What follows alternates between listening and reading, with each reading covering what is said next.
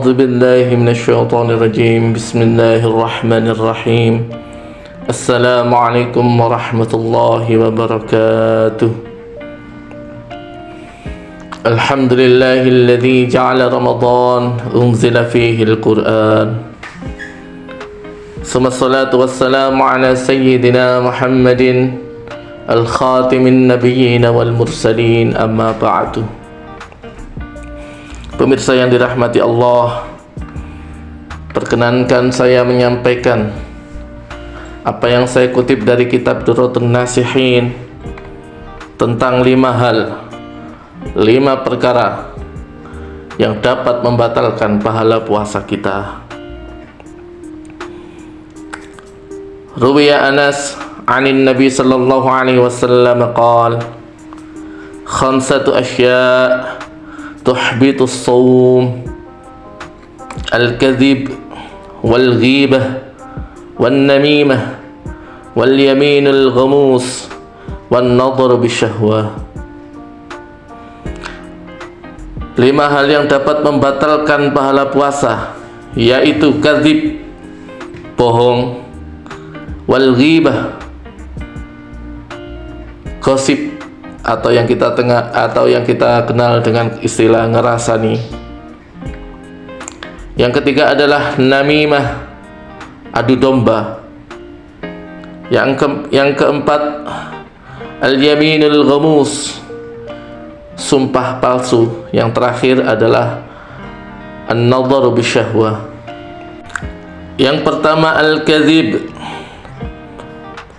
Yang dimaksud dengan kadzib adalah perkataan yang diucapkan tapi tidak sesuai dengan fakta yang ada. Ketika kita berbicara kepada orang lain yang dicampuri dengan kebohongan, yang ada di dalamnya sebuah kebohongan, maka batallah, sirnalah pahala dari puasa yang kita lakukan. Yang kedua al-ghibah, gosip atau yang kita kenal dengan kata ngerasani. Ghibah akan terjadi ketika kita berjumpa dengan seseorang atau kita berkumpul dengan banyak orang, sehingga di dalamnya kita membicarakan aib orang lain, seakan-akan kita adalah orang yang suci, orang yang bersih, sehingga berani membicarakan aib atau keburukan orang lain. Allah Subhanahu wa ta'ala berfirman, A'udzu billahi minasyaitonir rajim. Ya ayyuhalladzina amanu ijtanibu katsiran minadh-dhann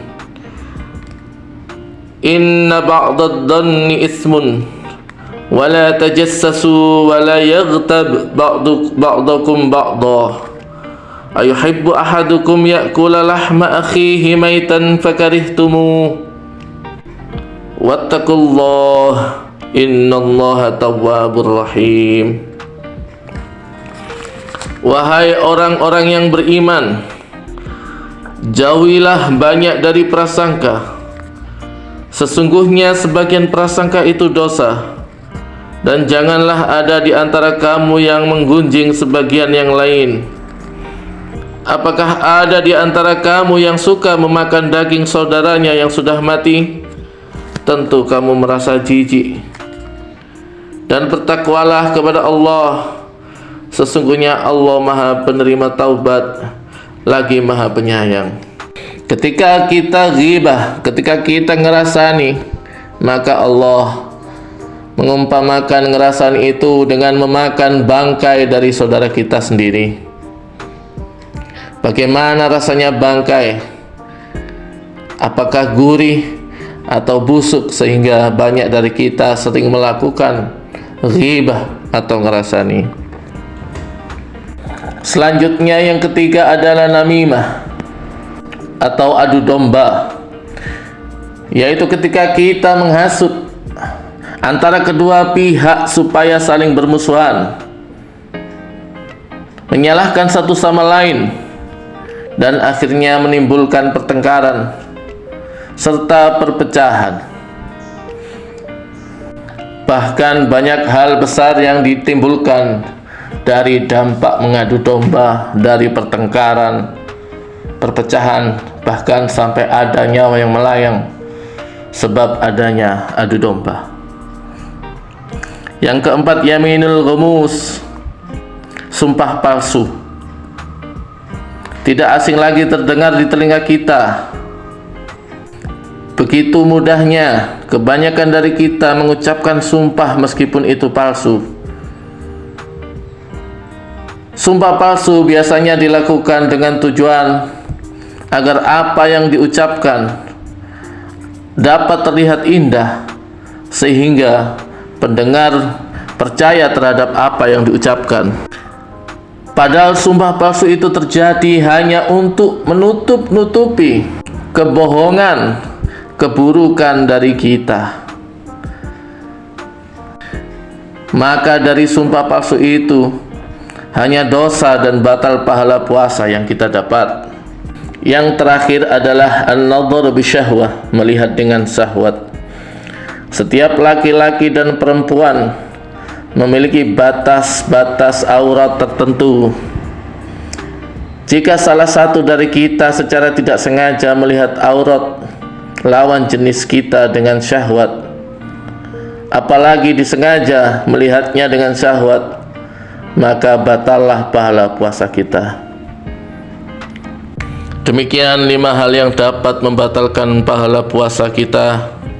Semoga Allah menjauhkan kita dari hal-hal yang demikian, sehingga tidak termasuk dari sabda Nabi, kam min sa'imin laisa lahu min siyamihi illal ju' wal atas. Banyak dari manusia, banyak dari orang-orang yang tidak mendapatkan apa-apa dari puasanya kecuali haus dan lapar. Para pemirsa yang dirahmati Allah, cukup sekian apa yang saya sampaikan. Jika apa yang saya sampaikan ini baik, maka itu semua adalah datangnya dari Allah. Apabila yang saya sampaikan ini ada dampak buruknya, maka itu adalah dari diri saya sendiri. Akhirul kalam, wallahu muwaffiq ila aqwamit thariq. Assalamualaikum warahmatullahi wabarakatuh.